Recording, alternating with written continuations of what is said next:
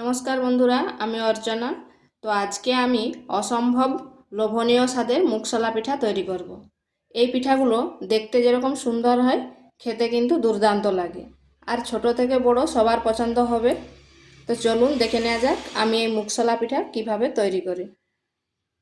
দিচ্ছি 1.5 বাটি জল।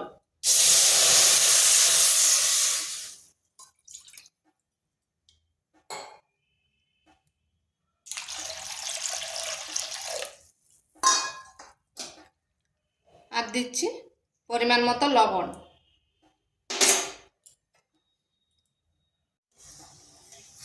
নুনটা জলের সাথে ভালোভাবে মিশে গেছে আর জলটাও ফুটে উঠেছে। এরপর এখানে দিচ্ছি খেজুর গুড়। খেজুর গুড়টা ভালোভাবে জলের সাথে মিশিয়ে নিচ্ছি। জলটা ফুটে উঠেছে, এরপর আঁচটা কমিয়ে দিচ্ছি। এরপর এখানে দিয়ে দিচ্ছি 1 বাটি চালের গুঁড়ো আর দিচ্ছি হাফ বাটি ময়দা। এরপর ভালোভাবে এই জলের সাথে মিশিয়ে নেব।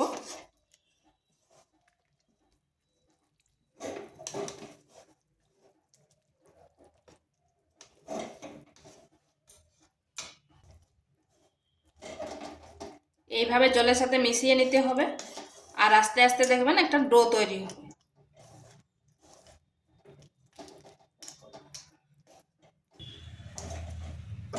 এইভাবে নাড়তে নাড়তে একটা শক্ত ডো তৈরি হবে। এটা আমার হয়ে গেছে।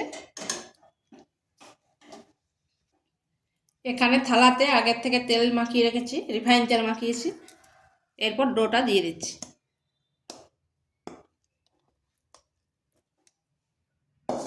এরপর ঠান্ডা করে নিচ্ছি।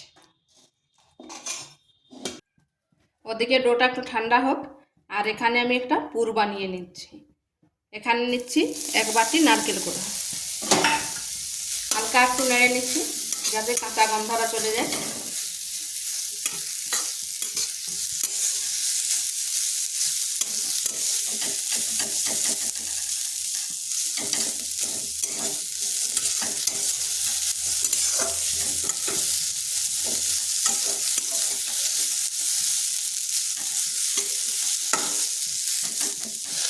নারকেলটা ভাজা হয়ে গেছে। এরপর সেখানে দিচ্ছি হাফ বাটি চিনি। মিষ্টিটা আপনারা আপনাদের আন্দাজ মতো দিবেন। এরপর নারকেল আর চিনি ভালোভাবে মিশিয়ে নিচ্ছি।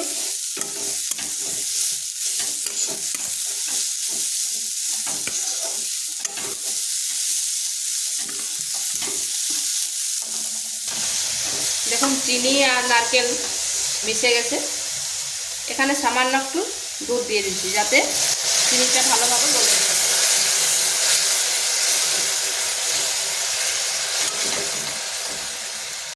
কম করবো, খুব বেশি শক্ত করবো না।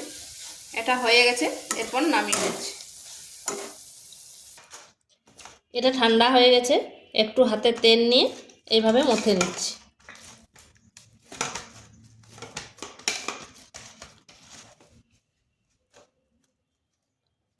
হাতে ভালোভাবে তেল নিয়ে নিচ্ছি, তাহলে হাতে লাগবে না। একটু চিটচিটি ভাব তো, হাতে চিটে যাবে না। এরপর এইভাবে গোলে বলের মতো করে নিচ্ছি। এরপর 4-5টা এইভাবে করে নিচ্ছি।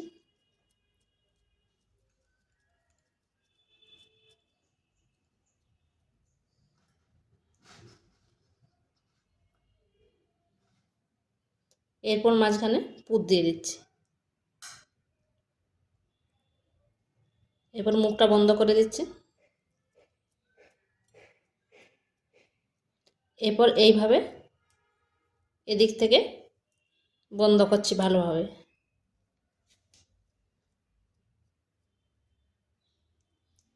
এরপর হাতে এইভাবে করে দিচ্ছি।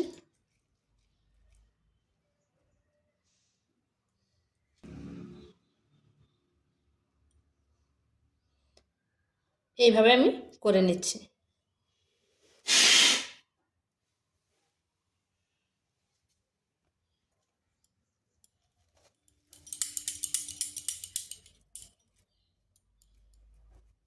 বা এটা এভাবে বাটির মতো করে নিতে পারেন, যেরকম আমরা পুর পিঠা করি।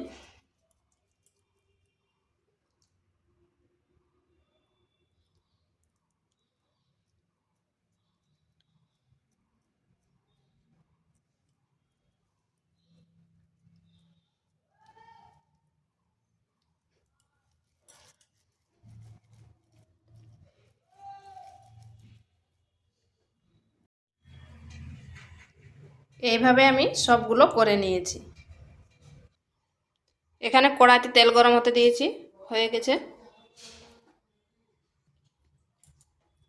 এরপর এগুলো ভেজে নিচ্ছি।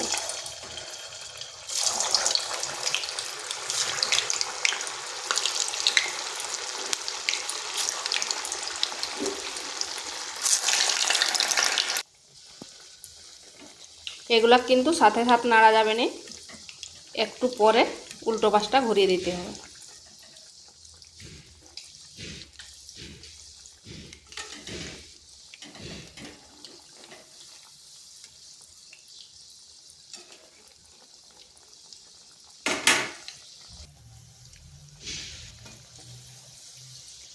এইভাবে নেড়ে চেড়ে ভেজে নিতে হবে।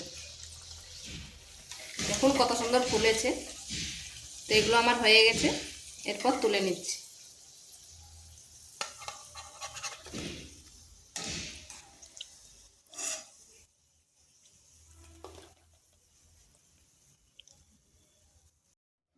তো বন্ধুরা, এগুলো আমার তৈরি হয়ে গেছে।